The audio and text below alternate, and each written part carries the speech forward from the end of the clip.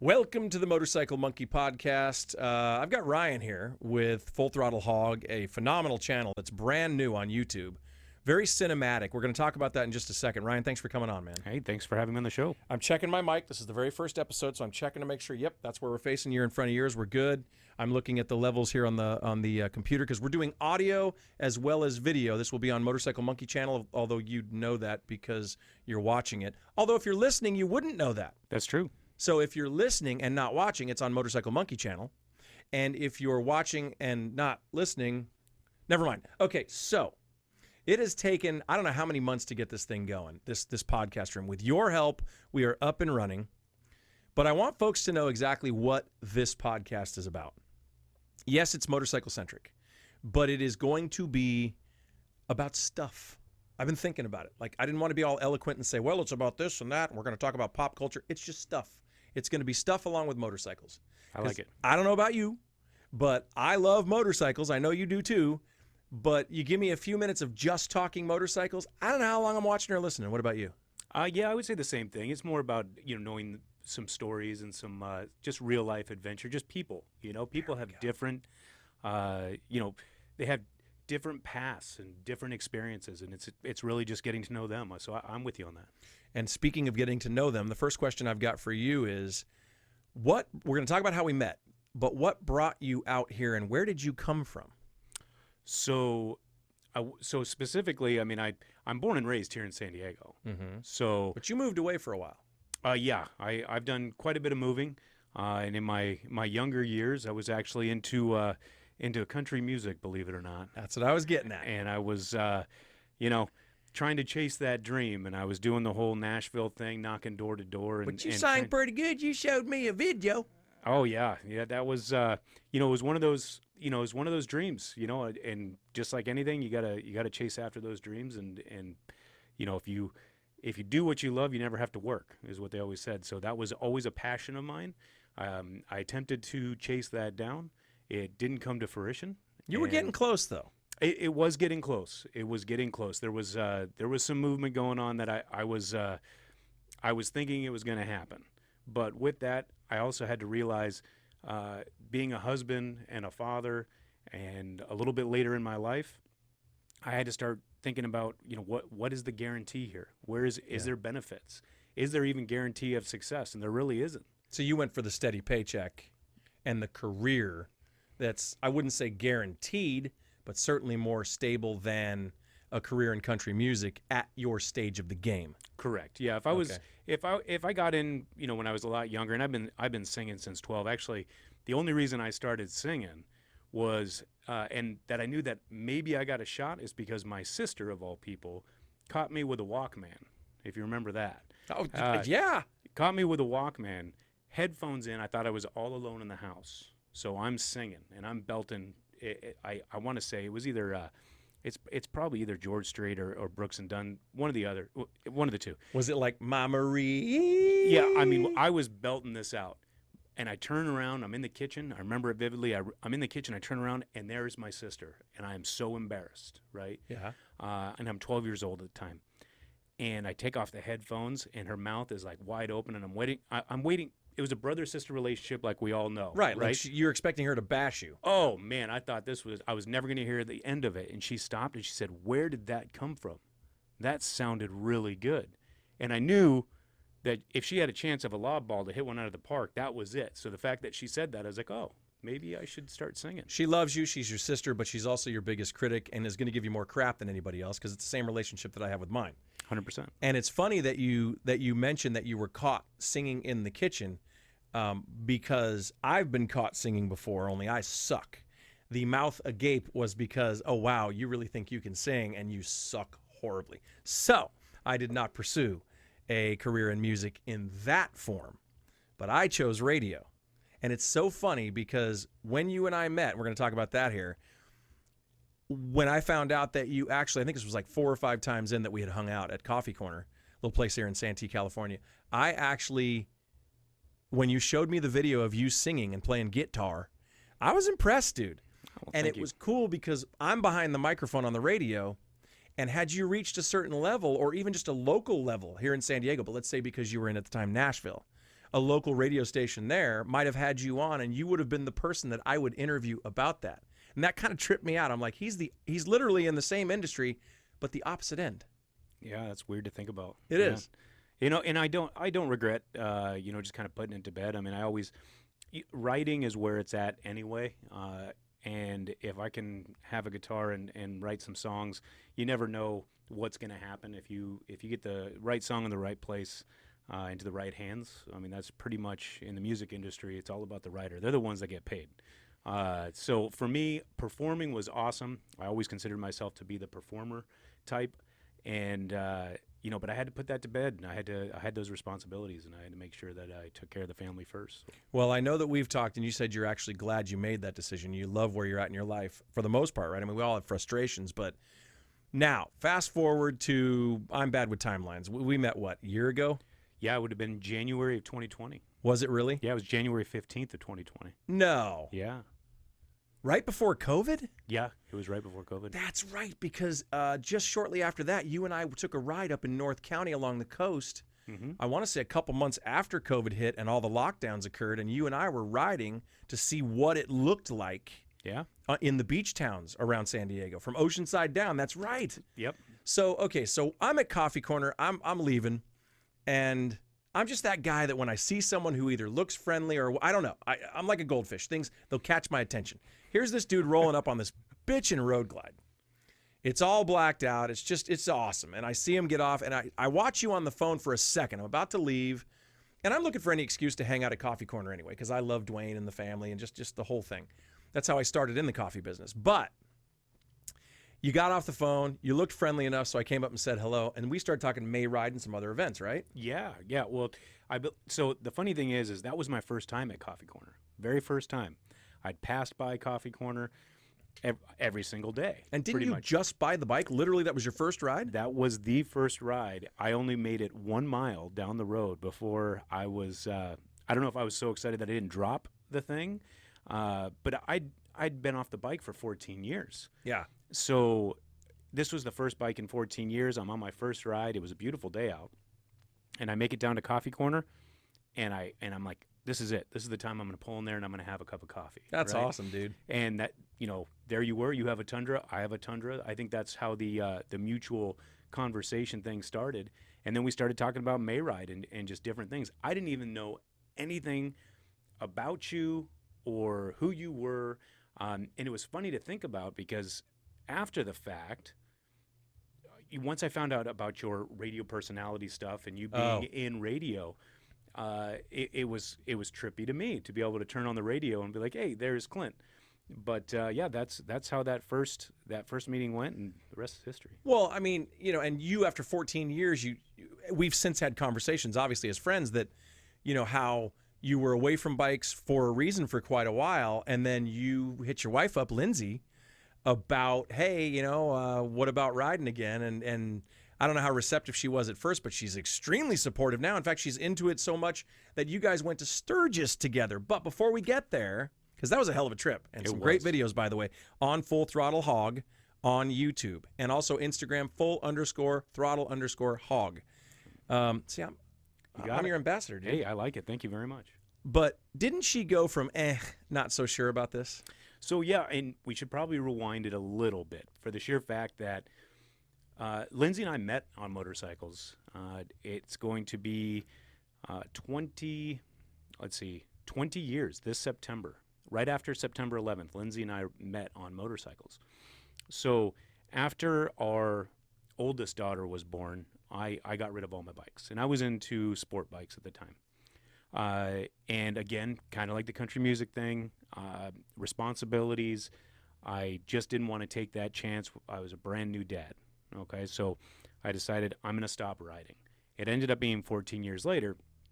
But I would say probably in 2016, every 6 to 8 months or so, I would go through an itch of like, I need to buy a bike. The bug. Now, of course, you have, at that time, Sons of Anarchy is on TV. Right. You have all this stuff that's... Which, because we're not in clubs, even though I was already riding, because we're not in clubs, there are clubs that could be watching this, even club members who go, oh, God, that show was such BS. Of course it was, but it was awesome. It was entertaining. Yeah, it was very entertaining. I never want, I'm not going to pretend that there's going to be something on TV in a dramatic fashion that's going to mimic exactly how club life is. So I didn't necessarily take it like that. I just thought the acting was phenomenal.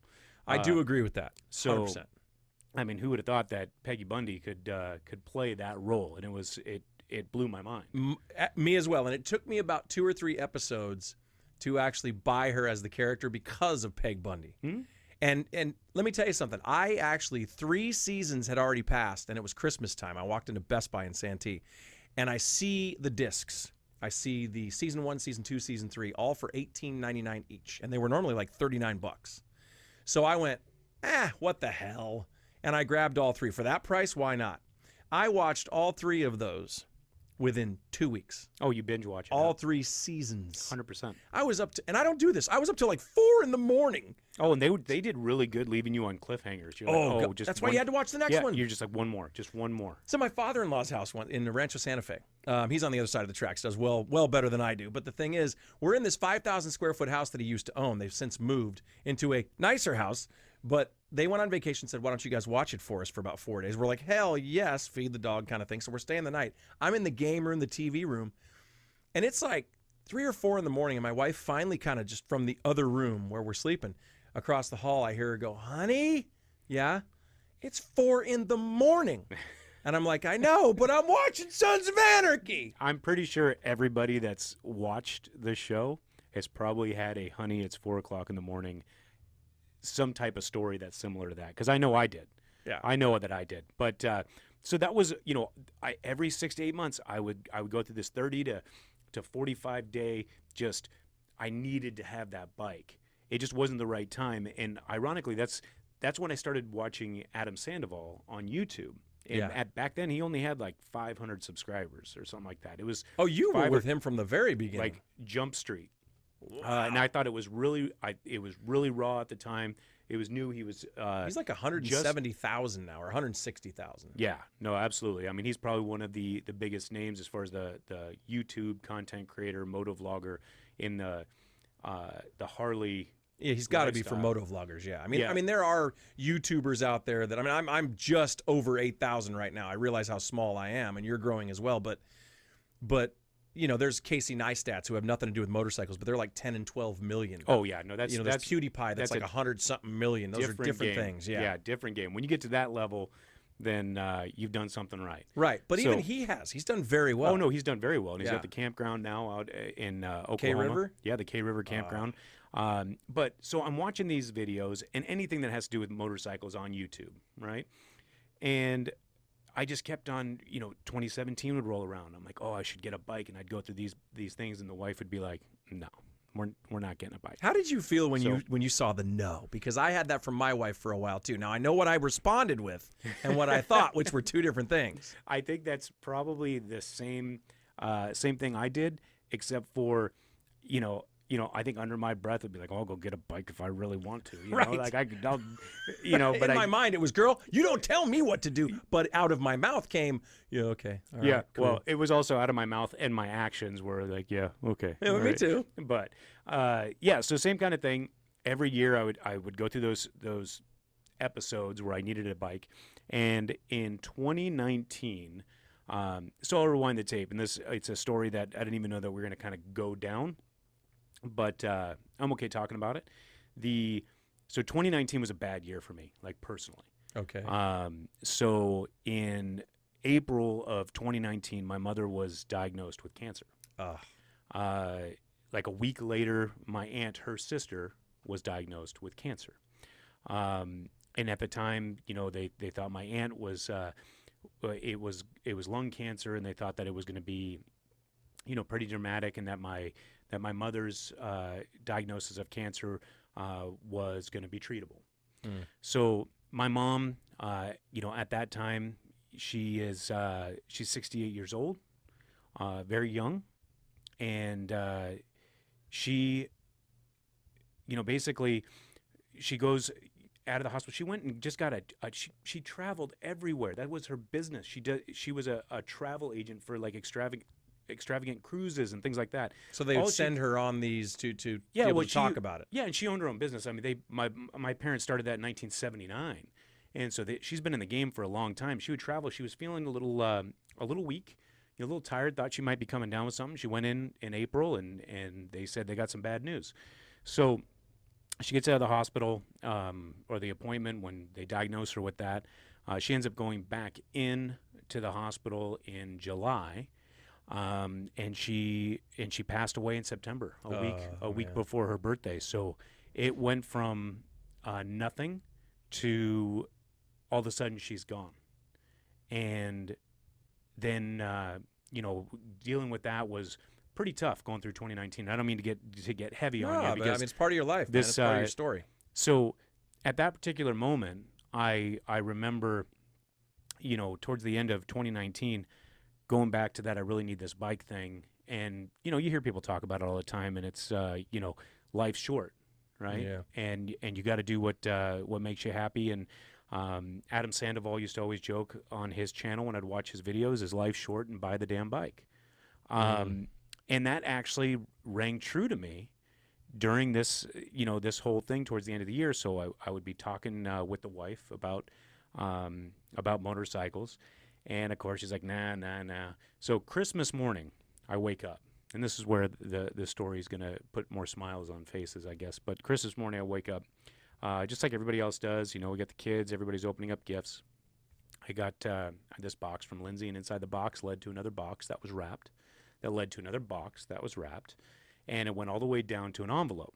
And inside that envelope was a permission slip from both her and the girls, giving me permission to buy the motorcycle. So on January 15th, I bought that motorcycle, and I ran into you. That's awesome, dude. So I guess she has a lot to do, but she is definitely, if you want to, like, going into Sturgis, you had brought up Sturgis and bringing up that trip. Right. So, because she went from what the story you told is where, no, you're not going to do it. And I knew this. I wanted you to tell that story, but, and I'm sorry about your mom. I knew that story, but I didn't know if you were going to go there. So, the fact that your wife went from that to the permission slip to now even riding with you, she loves it. Yeah. And I think that was one of those things that definitely changed. Sturgis did a lot for both us and for her outlook on the cruiser life and stuff like that. Well, so, and rallies, yeah. I'm sure. No, so I'm sure all she thought were boobs hanging out. And my wife still has that perception. She's never been with me, and I keep telling her, honey, I'm telling you, it's just not. Maybe at one time it was, and maybe we're going to the wrong places or the right places, depending on how you look at it. But as a married man, I'm probably going to the right places. I've been downtown Sturgis like you and all over the place over there twice, and I've seen 2 pairs of boobs. Well, and it's so funny because on the way out there, I remember even during, on the Sturgis series, which is a 7-part series on the channel, the travel video, there we're following along different Instagram profiles and people that are going to Sturgis, because it was our first time last year. During a pandemic, it was the first time that we'd gone to Sturgis. But and seeing somebody making the post, like, bringing my kid, and the kid was like a 11-year-old girl or something like that. And of course, Lindsay's perspective, the wife's perspective, was, oh my gosh, I can't believe that he's actually bringing an 11-year-old to Sturgis, because that was the perception at the time. But before we went on this trip, and Lindsay and I have done some traveling,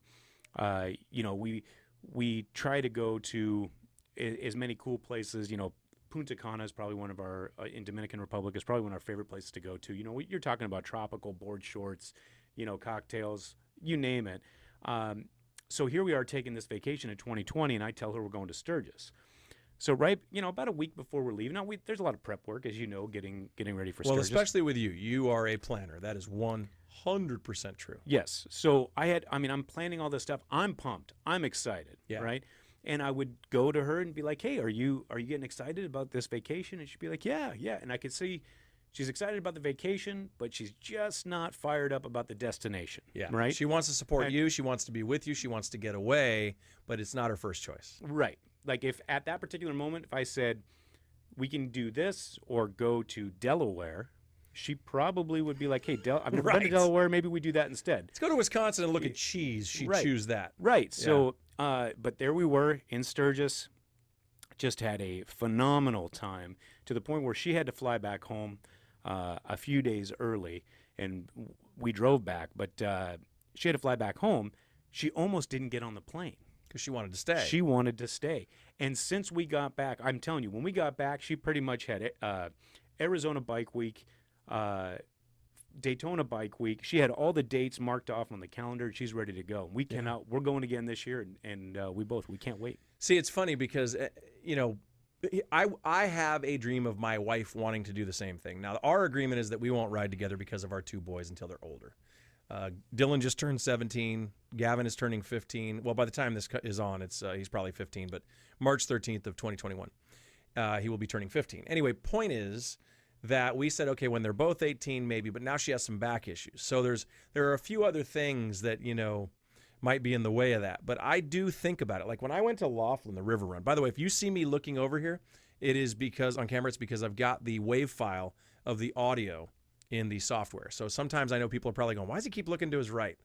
And I like taking people behind the microphone and behind the camera. I like to tell you what I'm doing because I think people might be interested in that, like how we set the microphones up. We might get into that later, but so if you see me doing things like that, I am checking that. I'm also looking at these cameras, making sure the lights are blinking so that they're on, doing all that stuff as I'm listening to Ryan.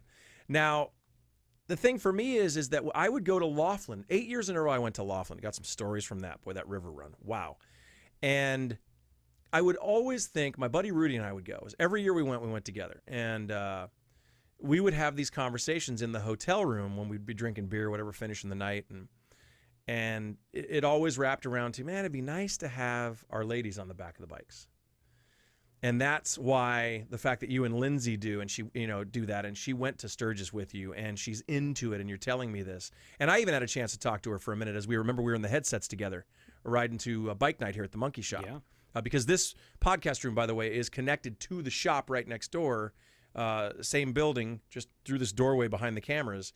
And then outside, we have a bike night the third Thursday of every month. So anyway, we were on our way here, and I got to ask her, hey, what do you think? Do you like Sturgis? Do you like it? And sure enough, man, she was just into it. And that's got to be cool that you've got your partner with you on these adventures. 100%. Yeah. 100%.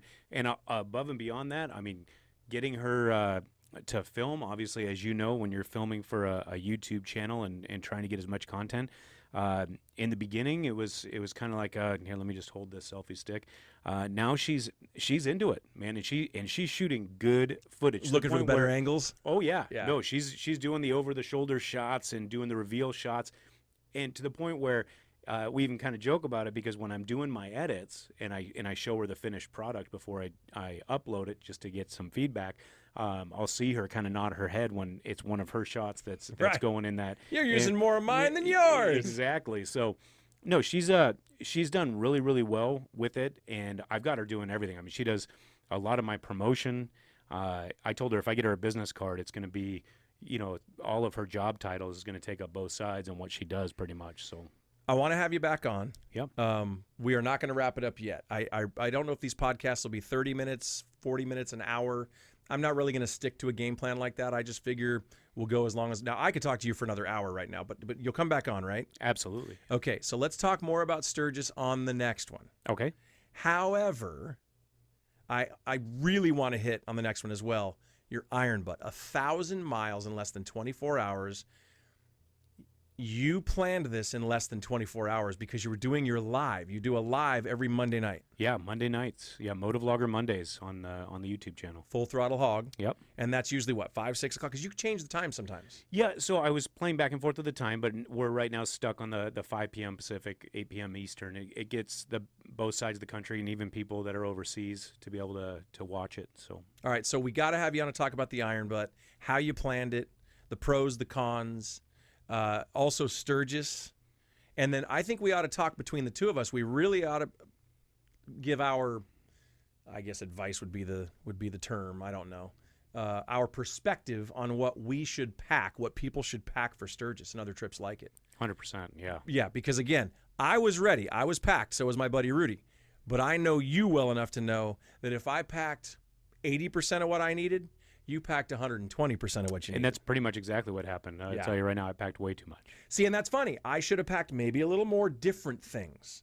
And I thought you were going to say, without you even telling me that before, that you'd be like, yeah, I probably could have lightened the load. Yep. But that's also why your videos are good. Again, Full Throttle HOG, Ryan Anderson. It is Full Throttle Hog on YouTube. Subscribe to his channel, share it with your friends. And then on Instagram, full_throttle_hog. And of course, please subscribe to Motorcycle Monkey on YouTube. Share it with your friends. Click the bell icon in the upper right-hand corner of your screen. And if you've ever served this country, past, present, men, women, every branch, we love you. We appreciate you. Thank you. And God bless you and your families for your tremendous sacrifice. We'll see you on the next one, and ride safely.